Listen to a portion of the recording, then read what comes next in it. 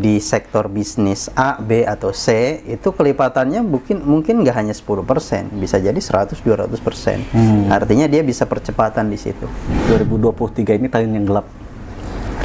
Dan bahkan banyak perusahaan-perusahaan besar pun sampai down gitu Pak, sampai dia mengevaluasi karyawannya, PHK besar-besaran, menurunkan produksinya. Nah, itu menurut Bapak bagaimana Pak?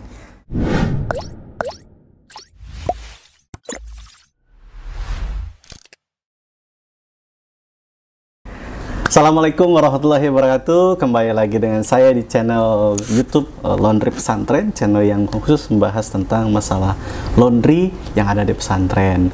Nah, hari ini kita baru hadir lagi. Saya baru bikin konten lagi, konten podcast ya. Nah, hari ini saya masih ditemani oleh Bapak founder dan CEO dari Laundry Pesantren, yaitu Bapak Khalid Anwar Hidayat. Ya, Assalamualaikum Bapak Khalid Hidayat. Waalaikumsalam warahmatullahi wabarakatuh. Selamat pagi Pak Wahyu. Salam semangat. Salam sehat, salam semangat ya. Salam semangat. Gimana Pak 2023 usahanya Pak? 2023 hari ini bulan Juli ya. Jadi sudah pertengahan tahun ya.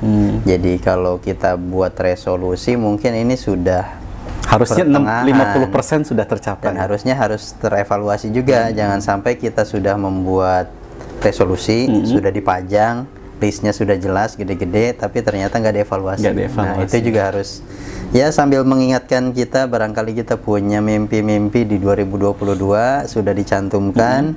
Hari ini mungkin coba kita evaluasi beberapa poin, dan barangkali kita akan bicara tentang poin-poin yang ya lagi hit aja, apa yang bisa dibicarakan lah. Nah, 2022 itu kita bicara tentang bisnis ya Pak. Nah, teman-teman yang akan kita bahas hari ini tentang bisnis. Jadi bisnis itu apa sih gitu. 2022 itu sempat naik isu 2023 ini tahun yang gelap. Dan bahkan banyak perusahaan-perusahaan besar pun sampai down gitu Pak. Sampai dia mengevaluasi karyawannya, PHK besar-besaran, menurunkan produksinya. Nah, itu menurut Bapak bagaimana Pak? Iya, banyak para ekonom dan pengamat ekonomi dunia ya, ekonomi global itu memprediksikan bahwa 2023 akan terjadi resesi. Di mana perusahaan-perusahaan dunia sudah mulai ya mengefisiensi perusahaannya dari sisi operasional, pengurangan karyawan, karena dikhawatirkan tadi resesi, agak stuck perputaran uang di tahun 2023. Nah, menurut Bapak merasakan hal itu nggak? Sebetulnya mungkin yang pertama ini kaitannya dengan akidah. Akidah berat nih bahasannya. Bahasnya akidah nih. Karena kalau orang tidak punya iman, memang akan panik dia di situ. Persoalannya ketika dia panik, maka dia akan tidak bisa berpikir jernih dan matang untuk bisa menentukan sebuah kebijakan. Ya, nggak punya prepare sih apapun ya. Artinya bahwa untuk prepare untuk ya kita menghadapi sebuah tantangan, yaitu menjadi hal yang sah sebetulnya. Tapi bahwa itu menjadi satu-satunya hal yang menjadikan kita seolah-olah tidak ada pilihan, itu juga salah sebetulnya. Maka yang benar itu pertama kita ya itu jadikan itu sebagai sumber informasi yang mungkin kita pelajari, kita analisa sejauh mana kita bisa survive untuk bisa, seandainya pun terjadi sesuatu yang buruk di 2023, kita sudah prepare dan sudah siap untuk bisa survive di situ. Berarti ini balik lagi ke mental seorang pengusaha ya Pak? Betul. Nah, menurut Bapak tuh mental tuh seberapa penting sih Pak? Iya, saya selalu menyampaikan ke ke teman-teman, ke rekan-rekan, dan juga mungkin ya teman-teman yang konsultasi lah, bahwa bisnis itu tidak selalu bicara tentang modal, tidak selalu bicara tentang uang. Seandainya pun orang yang mengatakan saya nggak punya modal, seandainya pun dia dikasih modal, belum tentu bisa jalan gitu. Karena bisnis itu tidak melulu hanya sekedar uang, bahwa modal itu banyak sekali ya. Beberapa hal, yang pertama misalkan dari sisi mental, itu menjadi modal pengusaha. Yeah. Kenapa? Ketika dia up and down, nah dia akan merasakan tuh saat-saat turbulensi seperti itu. Kapan dia harus segera mengambil tindakan penyelamatan, kapan dia harus mengambil tindakan pengembangan. Makanya disitulah mental seorang pengusaha, pebisnis itu akan kelihatan. Itu yang pertama. Yang kedua, ini modal nih tadi ya, mental. Yang kedua, ide dan gagasan itu juga modal. Karena banyak orang yang saat ini punya uang, tapi ternyata dia nggak punya ide mau bisnis apa ya gitu. Ya, mohon maaf saya potong sampai sini. Dulu juga saya pernah di ini kan sama guru saya lah gitu. Ayo punya usaha dong, ayo punya usaha dong. Saya nggak punya uang, jangan mikirnya uang, tapi coba dibalik pikirannya.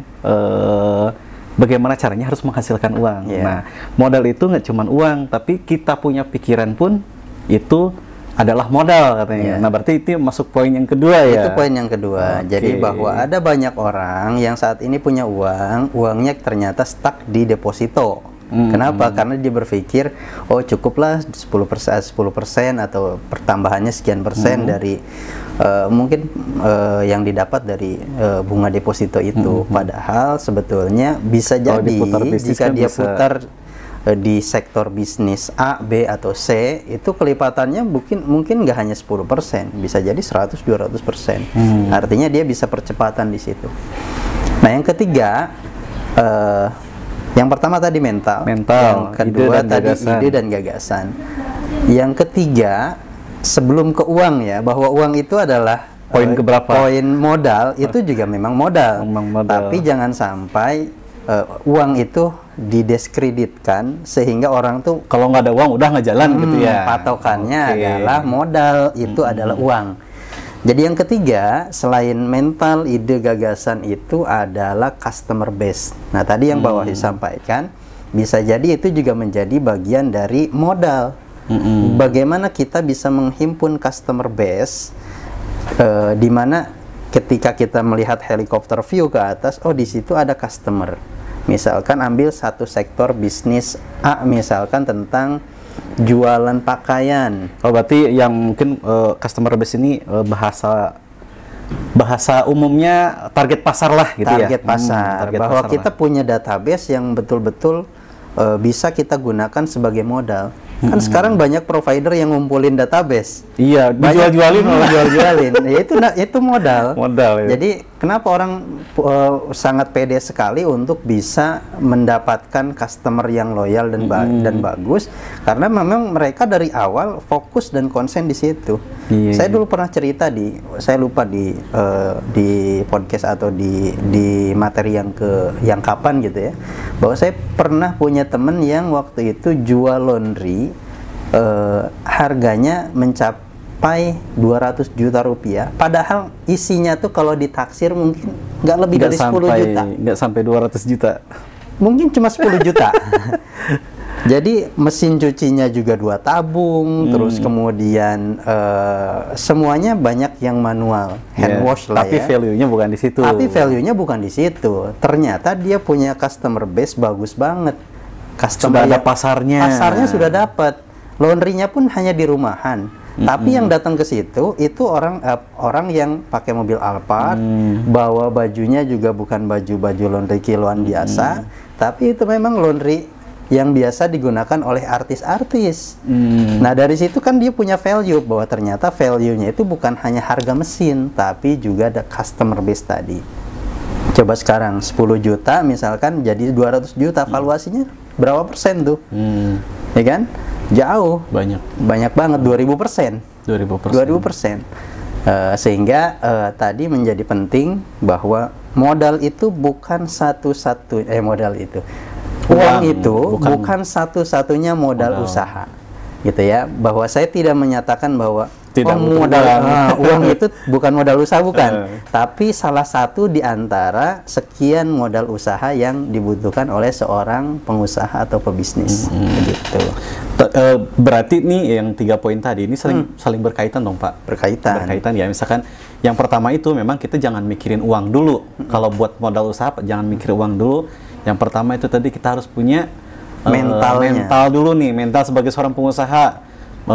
kamu punya uang 100 juta, 200 juta, 1 miliar, belum tentu tuh bisa jalan. Kalau misalkan jalan, kalau misalkan mental usahanya baru dapat trouble sedikit, udah nggak mau bisnis lagi gitu kan, nah rugi. Nah, akhirnya gitu. kan rugi. Akhirnya rugi. Gitu. Terus udah gitu nggak punya konsep ide gagasan, nih uang ini mau diapain nih gitu kan. Nah, jadi memang mental itu yang pertama penting, yang kedua itu harus punya konsep ide dan gagasan, yang ketiga itu harus punya pasar kita yang jelas ya Pak ya, biar usaha kita mau bikin usaha apa, kita harus tahu dulu teknik pemasarannya, karena bisnis itu adalah tentang penjualan, ya bukan tentang yang lainnya seperti itu. Nah, poin kedua nih Pak, dalam berbisnis itu kan tadi pasti ada tantangannya, ada hambatannya. Nah, itu gimana sih Pak cara mengatasi hambatan-hambatan itu gitu? Yang pertama kita harus bicara tentang tadi ya ide dan gagasan dulu. Nanti tantangan itu sebetulnya mungkin di segmen kedua lah. Artinya bahwa di periode kedua baru kita bicara tentang tantangan. Walaupun bahwa semua kebijakan itu, semua keputusan yang kita ambil pasti akan ada resikonya. Nah, tapi saya ingin memulainya dari sebuah ide dan gagasan. Jadi ketika bicara tentang bisnis, maka ide dan gagasan itu harus betul-betul matang dan dikaji dengan seksama. Karena banyak fenomenanya, teman-teman para pengusaha, karena ikut-ikutan yang lagi hit, yang lagi rame, akhirnya mereka, oh ini ide, oh ini gagasan, ya udah ikut franchise aja dah gitu. Oh ya udahlah saya ngambil paket ini aja lah, kemitraan dan lain sebagainya, walaupun itu tidak salah. Tidak salah. Tapi kita harus juga cermat untuk bisa menganalisa bahwa ini bisnis bisa sustainable atau tidak, bisa keberlangsungannya panjang atau hanya hiporia sesaat aja gitu kan. Hiporia sesaat, rame, booming, habis itu tenggelam, hilang. Gitu. Nah, itu yang harus dihadapi. Nah, tantangannya nanti akan macam-macam tuh di situ. Gitu ya. Tapi saya tadi mulainya dari bahwa fenomena yang saat ini terjadi, banyak para pengusaha, banyak para pebisnis yang hanya ikut-ikutan, sehingga mereka hanya sebatas menjadi follower, tapi bukan sebagai pionir dalam bisnis itu. Nah, berarti yang Bapak maksud ini adalah bisnis FOMO mungkin Pak ya, yang lebih bisnis dikenalkan. FOMO Jadi lah ya. Bisnisnya yang lagi trending apa nih ikut gitu ya. Nah, menurut Bapak menanggapi fenomena ini seperti apa Pak? Ya, kalau saya mungkin bicaranya tentang pembelajaran, jika kita mau belajar, nggak ada masalah sih sebetulnya. Kita ngambil, misalkan, saya mau ngambil franchise, untuk apa? Untuk saya bisa belajar. Ya, kalau kita bisa punya stok modal untuk digulirkan di situ, seandainya berhasil ya alhamdulillah, berarti kan itu rezeki saya. Tapi seandainya saya tidak berhasil, setidaknya saya sudah paham sistemnya, gitu. Jadi kalau misalkan bicara tentang ini saya mau coba nih tes untuk ambil franchise, ternyata work nih, jalan bagus, running. Maka ya tidak menutup kemungkinan kita untuk menambah kemitraan lagi, tapi jangan sampai nanti kebablasan. Ya, batasi aja. Oke, saya main di 1 slot atau 2 slot aja. Selebihnya ambil ilmunya, terus kemudian kita duplikasi dengan sistem yang kita bisa sempurnakan menjadi sistem yang kita punya. Gitu. Jadi tidak hanya sebatas menjadi follower, tapi kita betul-betul menjadi pemain yang benar. Jadi pionir ya. Betul. Jangan jadi follower. Kalau bisa jadi pionir. Kalau follower ya kita segitu-gitu aja. Oke, yang ini menarik nih Pak, yang tentang bisnis FOMO ini sebenarnya menarik teman-teman ya. Jadi karena ya dari makanan kuliner tuh lagi booming, misalkan kayak makanan ayam pedas, wah pada ngikutin semuanya ayam pedas gitu. Terus jadi dari minuman boba lah segala macam mengikuti soalnya gitu. Nah, sebenarnya kan itu kan pilihan bisnis yang sebenarnya bisa bertahan lama ataupun dia cuman umurnya juga pendek.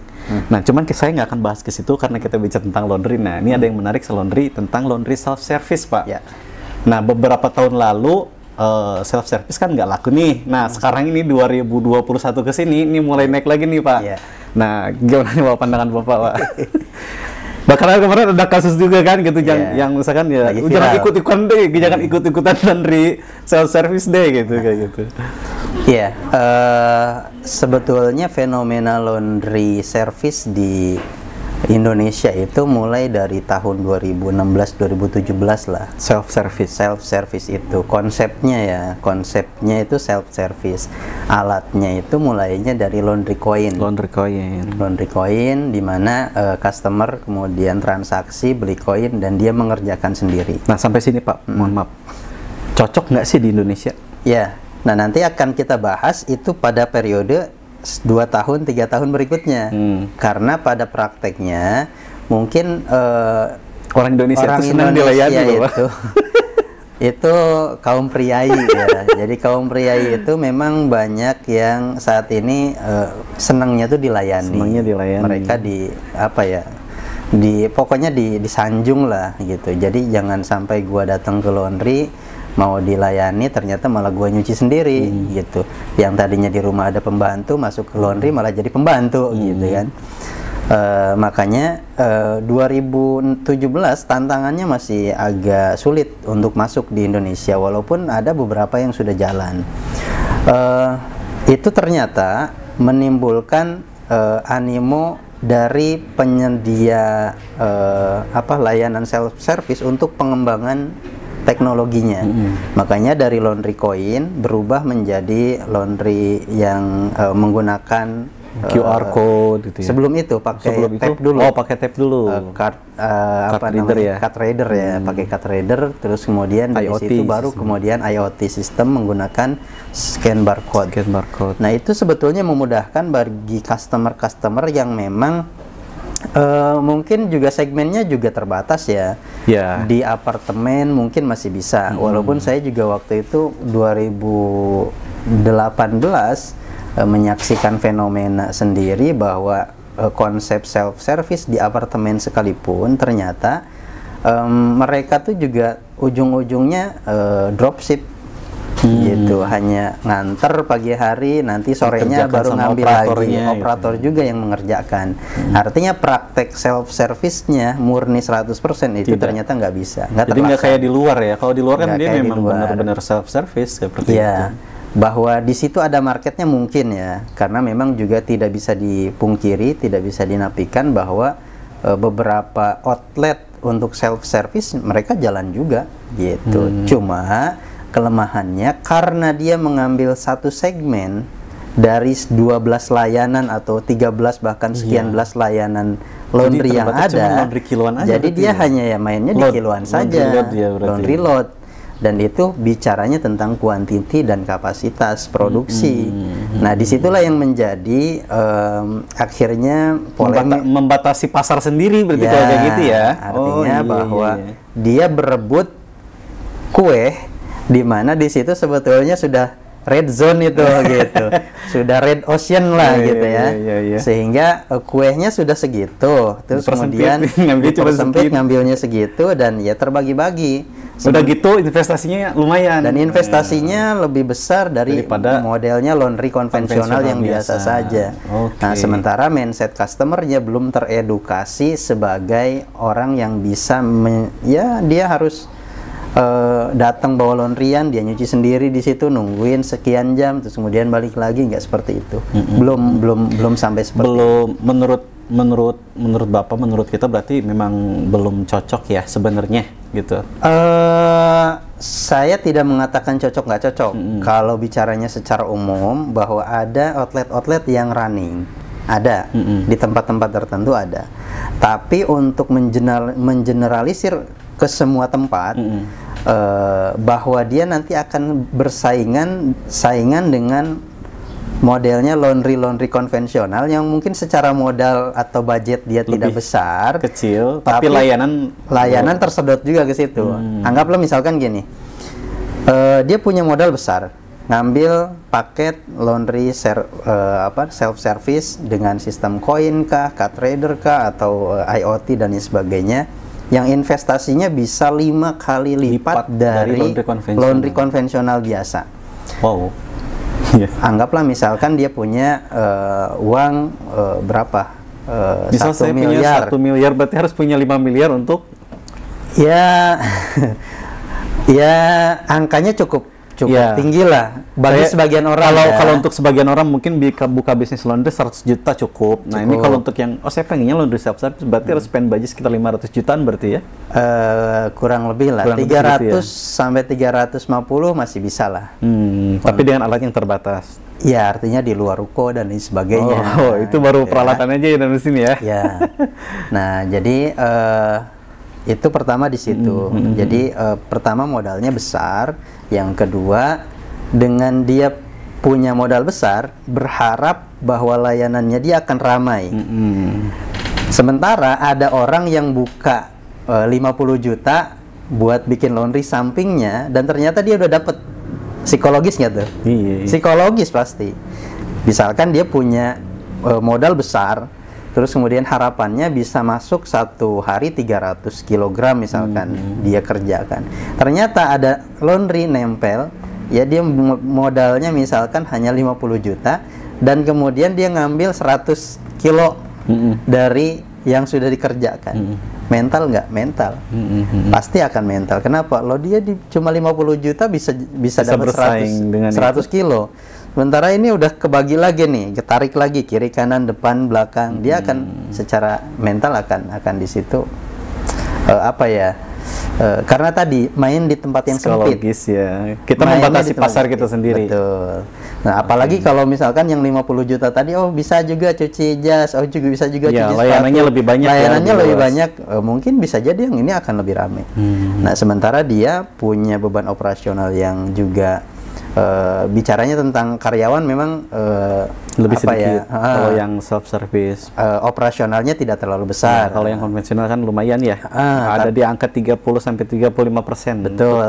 Tapi kan kita juga harus melihat bahwa dia pasang mesin itu pasti di tempat yang prepare, yang aman. Dan biasanya tempat yang aman itu sewanya juga tinggi.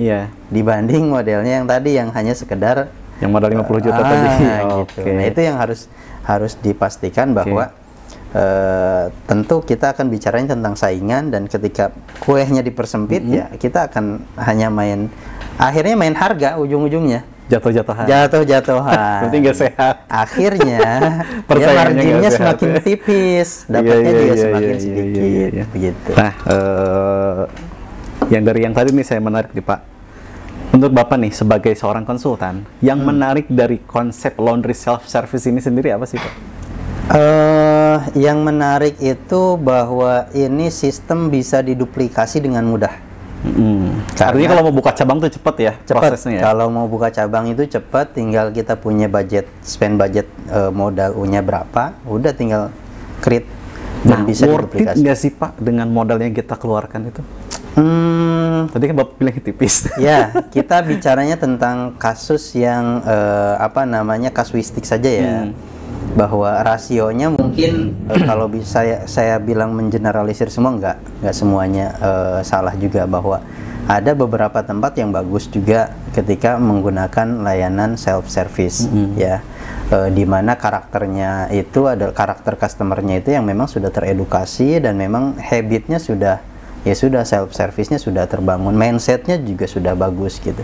Tapi untuk di beberapa tempat ya mungkin yang ini analisanya harus matang juga untuk bisa menempatkan kita mau meng-create model laundry self service ini gitu. Dan tadi sisi kemudahannya atau yang paling kelihatan menarik itu ya tadi sistem duplikasinya mudah. Kenapa? Karena tadi SDM-nya pun kan tidak banyak ya.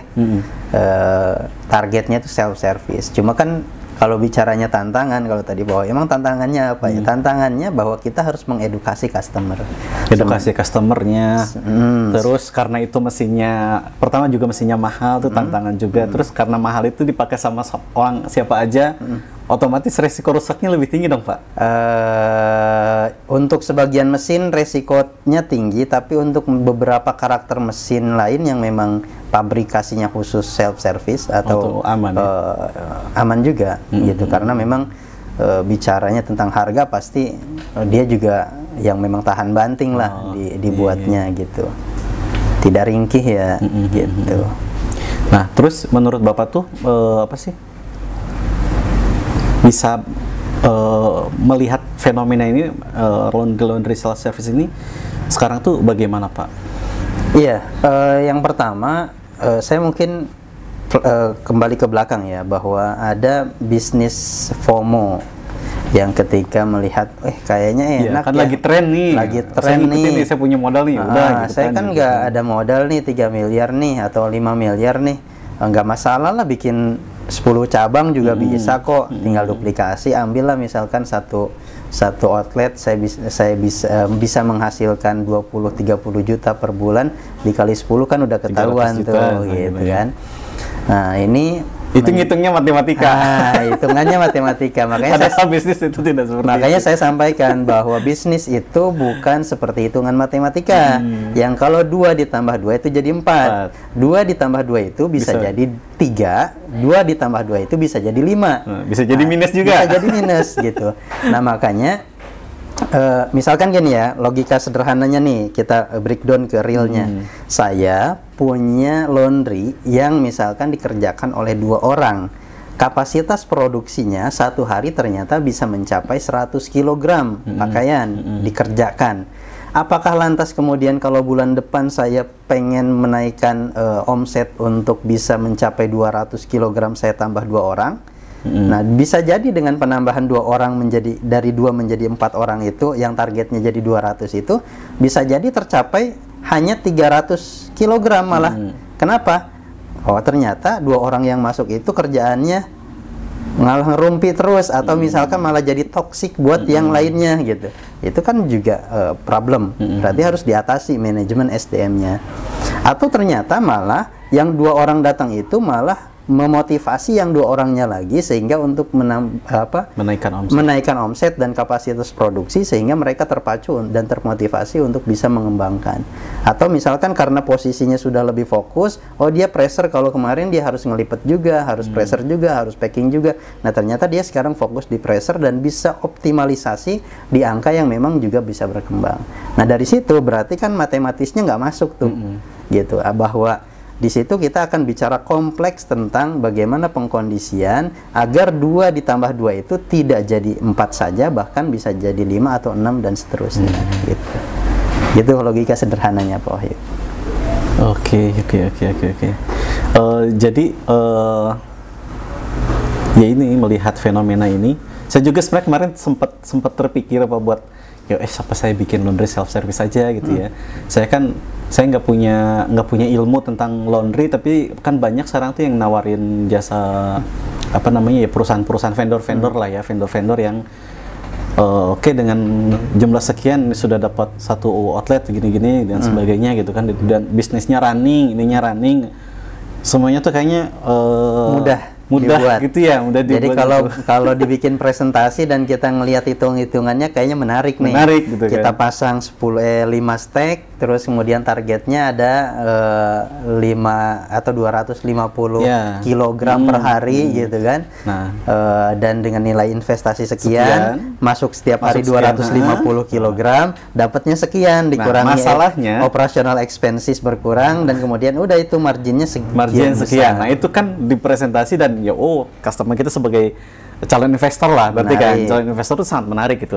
Tapi padahal yang tidak diperhatikan oleh kita sebagai calon investor itu pasarnya. Nah, itu kan pasarnya belum ada, Pak, sebenarnya. Gitu kan ya.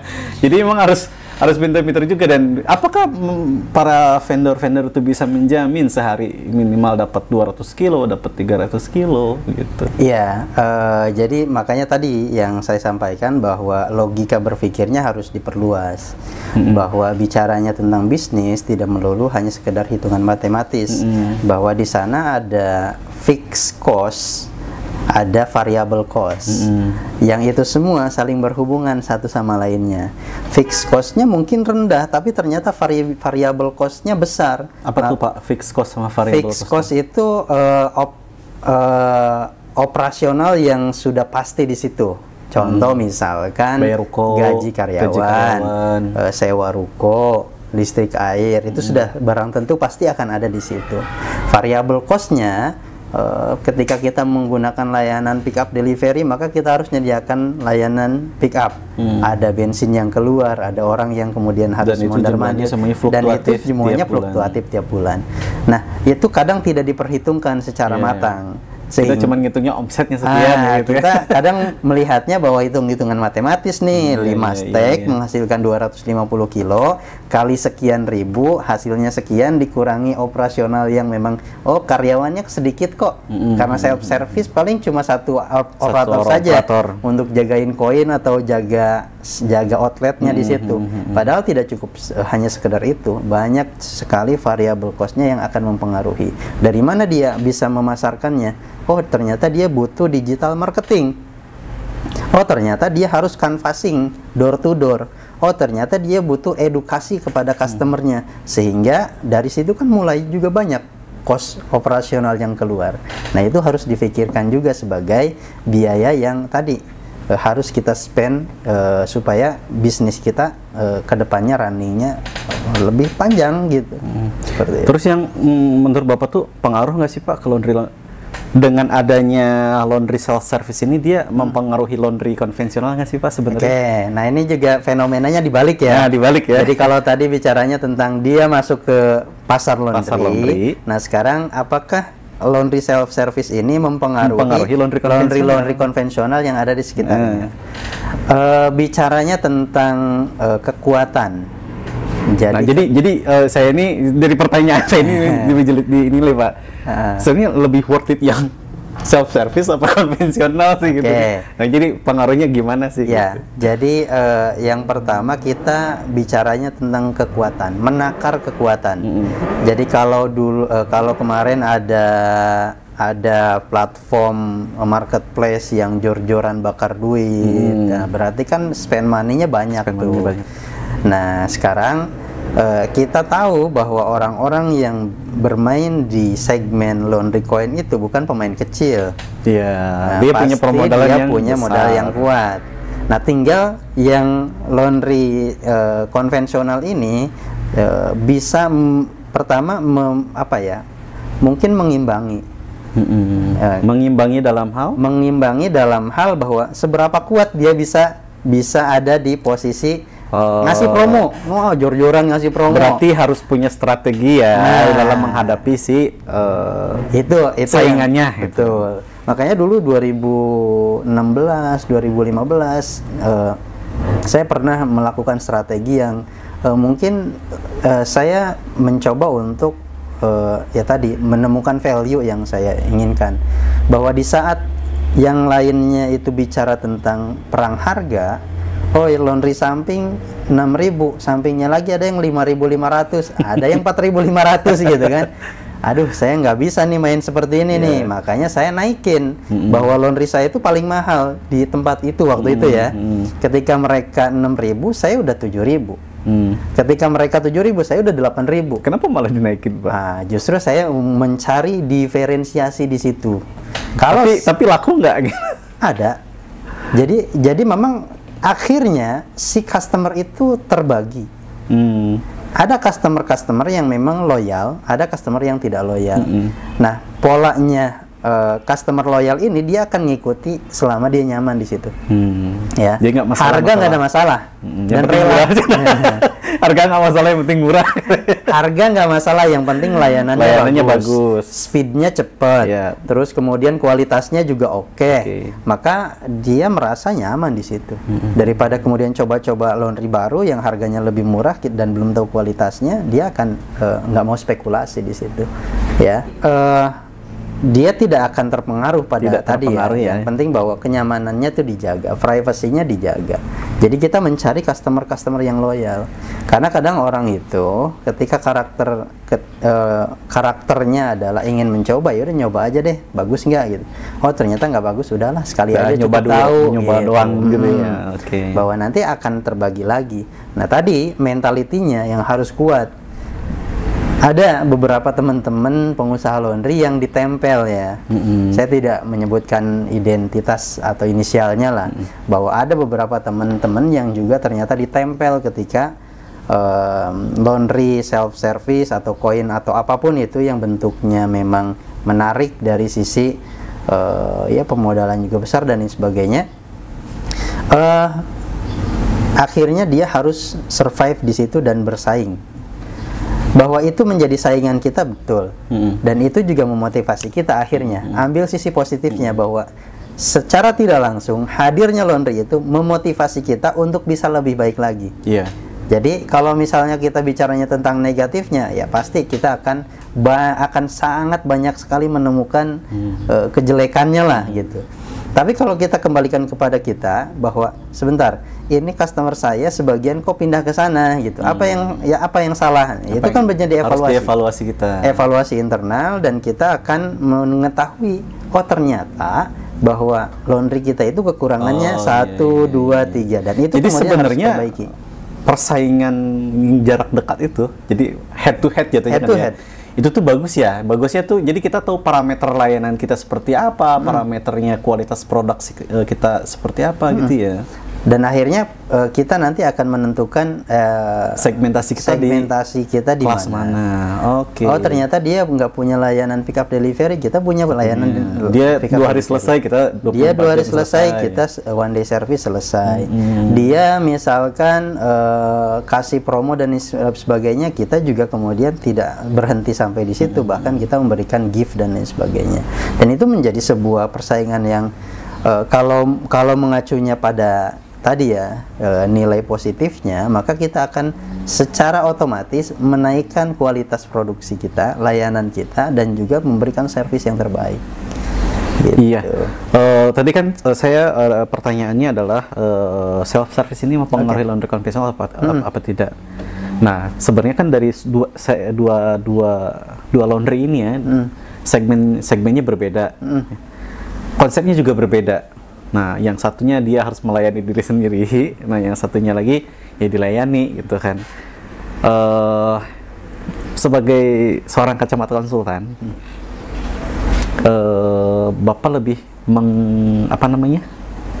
kalau buat teman-teman yang mau buka usaha laundry ini lebih oke nih ngikutin tren yang ada saat ini. Kan ada, kalau sekarang kan kalau nggak ngikutin perkembangan zaman nggak pasti ketinggalan kayak gitu kan. Ngikutin tren yang ada saat ini, atau memang ya udah bertahan dengan konsep laundry konvensional yang biasa, yang tadi sebenarnya modalnya lebih kecil, resikonya lebih kecil. Itu bagaimana Pak? Saya akan balik tanya, berapa yang akan dihasilkan dulu? Mulainya dari situ. Pengen duit berapa? Sekarang dia punya modal misalkan 1 miliar. Dia mau punya cash money itu berapa setiap bulannya, maka nanti kita akan create berdasarkan analisa. Jadi bukan mulainya dari ini bagus nih mesin paket yang self service, ini bagus nih mesin yang konvensional gitu ya. Kita akan bicara tentang konsep dan lokasi, karena bicaranya tentang self service itu erat kaitannya dengan experience. Iya, jadi yang harus saya tanya balik itu berapa cash money yang mau dia hasilkan dari project ini. Tentu dengan karakter masing-masing ya. Kalau tadi bicaranya tentang layanan self service, bicara tentang experience. Jadi kayak orang drive thru dengan dine in kan beda rasa. Ya, konsep self service ini ya tidak beda jauh dengan modelnya tadi. Berarti kalau misalkan dia jualnya self service, ya berarti kan kayak kita masuk ke restoran ya dine in, makan di situ. Berarti tempatnya juga harus nyaman, harus strategis, parkirannya juga luas, rukonya juga besar. Nah, situ kan juga harus bahan pertimbangan. Setidaknya bahwa tempatnya harus strategis, ya. Nah, yang kedua, ketika bicaranya tentang layanan laundry konvensional yang memang dikerjakan semuanya oleh operator, dia modelnya kan ya kayak drive thru lah, naruh terus kemudian nanti ngambil lagi gitu ya. Modelnya ya pokoknya semuanya menyerahkan operasional produksi dan lain sebagainya kepada pihak laundry. Dua-duanya punya value masing-masing, tinggal bahwa kalau misalkan tadi bicaranya tentang self service itu adalah layanan yang memang erat sekali dengan experience orang. Orang pengen ngerasain gimana sih laundry coin tuh gitu. Nah, ya pasti mereka akan cari tempat itu. Makanya cari tempat yang nyaman banget gitu. Makanya banyak juga yang kemudian merger antara laundry self service misalkan dengan cafe shop. Nah, itu juga bagian dari gimana caranya supaya mereka tuh datang nyaman untuk menunggu pengerjaan laundrynya. Di beberapa konsep laundry self service gitu ya. Jadi saya tidak mau mendiskreditkan satu segmen atau bagian yang lainnya ya, karena memang semuanya diakui atau tidak punya pasar masing-masing. Tinggal, tapi tadi ada kelemahan dan kelebihannya memang harus diketahui dulu sebagai seseorang yang mau buka usaha self service atau yang konvensional. Ya, bagi para franchisee mungkin yang mau bikin laundry franchise atau misalkan tadi ya kemitraan dan lain sebagainya, ya dipahami dan dipelajari. Nah, kalau saran saya sih mungkin dilihat dulu aja, ngetes satu project nih jalan atau tidak.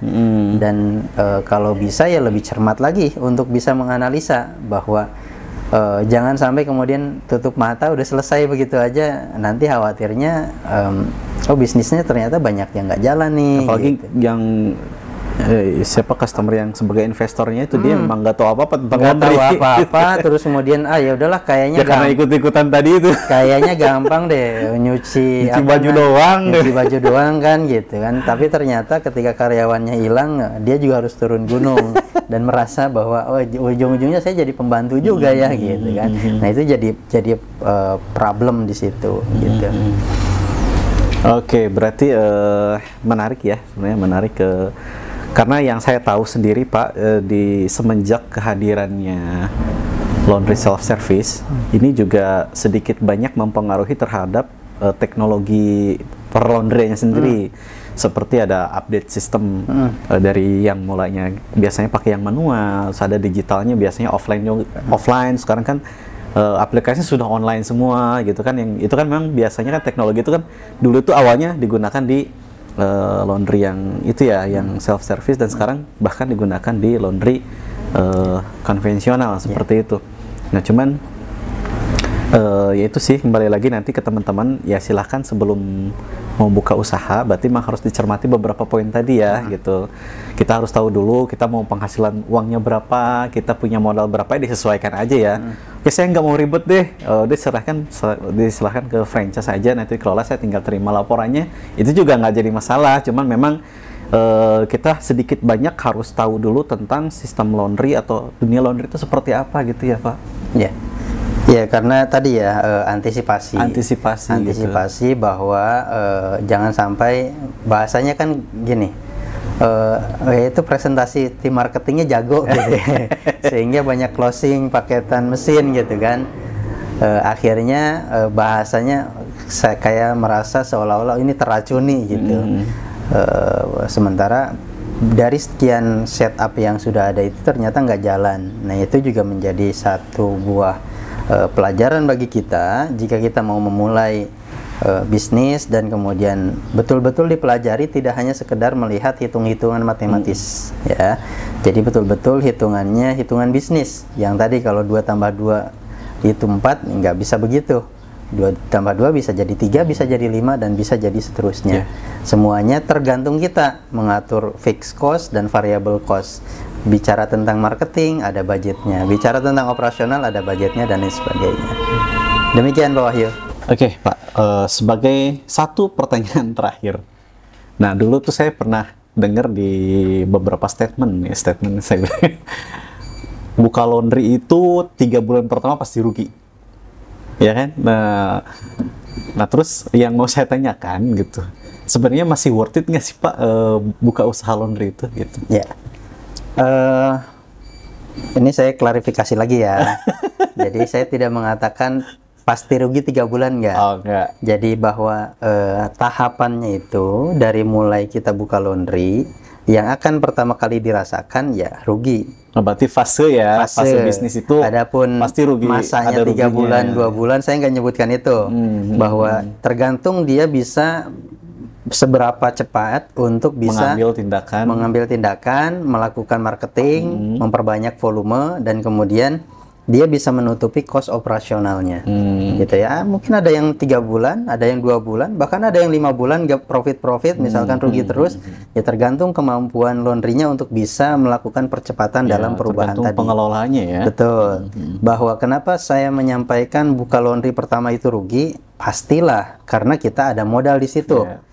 Terus kemudian hari pertama, kedua, ketiga sampai 1 bulan pertama, pasti kita akan ada budget marketing juga. Operasionalnya bisa jadi lebih besar. Karena di situ ada fixed cost yang sudah harus kita bayarkan. Jadi karyawan mah sudah pasti itu harus ada harus ada. Gitu. Terus kemudian sementara loading laundry-nya belum kelihatan. Belum sebanyak yang perhitungan tadi. 2 karyawan bisa handle sekian banyak karena volume. Misalkan pun kita target 200 kilo sehari gitu, belum tentu dapat 200 kilo sehari untuk di awal-awal karena masih masa perkenalan ya gitu, masa promosi ya gitu. Orang harus tahu dulu ini laundry bagus enggak. Orang akan bertanya dulu, ini laundry siapa ya? Layanannya enak enggak ya? Kayaknya kalau dilihat dari depan bagus deh, tapi apakah sebagus itu juga layanannya kan belum tentu. Nah, itu kalau tahu, apalagi kalau customernya nggak tahu gitu kan. Apalagi kalau customernya nggak tahu. Katanya nggak diam-diam aja nggak melakukan promosi gitu ya, orang nggak akan tahu. Spanduknya nggak kelihatan, dari depan kelihatan ini laundry atau apa, orang masih mempertanyakan. Nah, itu juga akan sangat mempengaruhi dari situ. Nah, makanya konsepnya harus betul. Dari mulai konsep layout laundry-nya, bicaranya tentang experience kenyamanan customer, sampai kemudian bicaranya tentang display dan layout interior dan eksteriornya, billboardnya yang kelihatan, neon boxnya juga dipasang. Semuanya akan menjadikan laundry itu betul-betul kelihatan sebagai ya usaha yang memang serius gitu, nggak hanya sekedar oh ini kayaknya laundry deh gitu. Orang masih mempertanyakan kalau misalkan oh ini kayaknya laundry deh gitu. Seperti itu. Berarti masih worth it, Pak, untuk zaman sekarang buka usaha laundry? Ya, bagi teman-teman mungkin ya ini juga yang harus diperhatikan ya, karena seiring berjalannya waktu bahwa usaha laundry ini kan lagi-lagi mungkin dulu awal tahun 2000-an masih orang belum banyak yang main di sini. Nah, sekarang dengan orang juga melirik bisnis ini sebagai bisnis yang worth it misalkan. Hari ini mereka sudah melihat bahwa oh kayaknya saya main laundry aja deh gitu. Pemainnya juga bertambah banyak. Maka clue-nya adalah ketika pemainnya sudah mulai banyak, maka yang kita perbaiki adalah mutu dan layanannya. Bukan bicara tentang main di harga. Karena kalau sudah main di harga, capek nanti kita. Jadi kalau bicara worth it atau tidak, bisnis laundry hari ini, faktanya bahwa setiap tahunnya bertumbuh dan bertambah anggota organisasi atau asosiasi atau himpunan, apapun itu bentuknya komunitas laundry, terus bertambah. Itu yang terdaftar. Artinya ya, itu yang tidak terdaftar banyak juga ya. Dan ya setiap tahun terus nambah gitu. Berarti kan memang anggaplah misalkan satu orang itu punya 1-2 cabang, ya kali sekian orang yang masuk berarti kan ada pertambahan di situ. Nah, dari teman-teman asosiasi juga sempat ada statement kata-kata yang menarik sebenarnya. Selama manusia masih pakai baju, usaha laundry tetap jalan. Gitu. Itu. Berarti nggak masalah seberapa banyak pun. Jadi jangan takut ya buat saingan dempet-dempetan. Justru itu jadi parameter kita buat memperbaiki layanan, memperbaiki kualitas kita.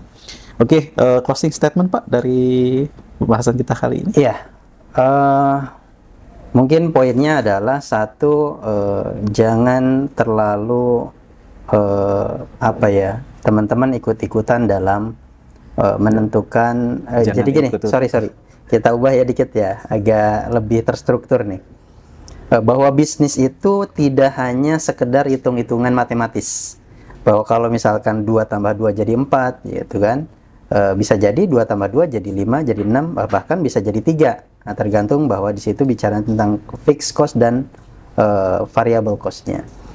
Nah, yang kedua, bagi teman-teman yang akan membuat konsep laundry, silahkan dianalisa lebih matang lagi.